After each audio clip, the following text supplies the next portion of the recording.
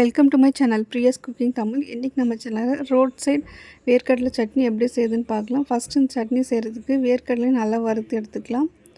வேர்க்கடலையும் ஒரு பொன்னிறமாக நல்லா வறுத்து எடுத்துக்கோங்க. நல்லா வாசனை வர அளவுக்கு நல்லா வறுத்து எடுத்துக்கோங்க.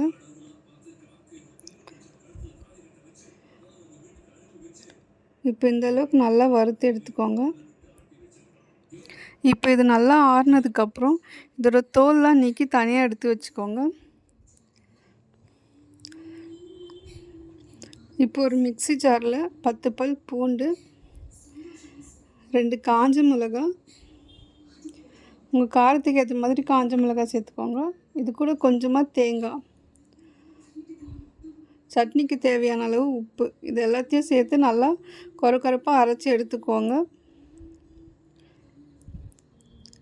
இந்த அளவுக்கு நல்லா அரைச்சி எடுத்துக்கோங்க. இப்போ இதில் தோல் நீக்கின வேர்க்கடலையை சேர்த்துக்கோங்க. இது கூட கொஞ்சமாக புளி சேர்த்துக்கோங்க. இது கூட கொஞ்சம் தண்ணி சேர்த்து நல்லா ஸ்மூத் பேஸ்ட்டாக அரைச்சி எடுத்துக்கோங்க.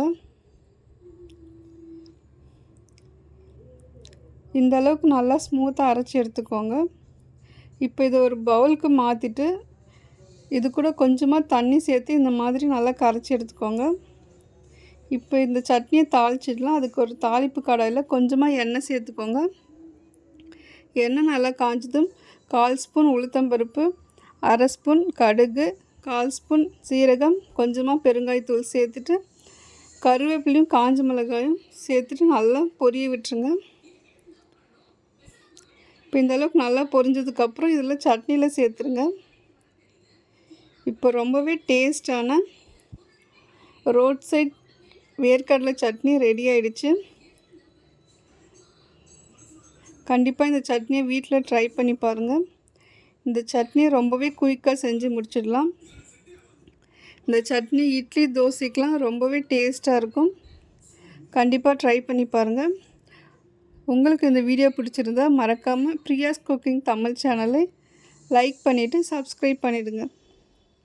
Thank you.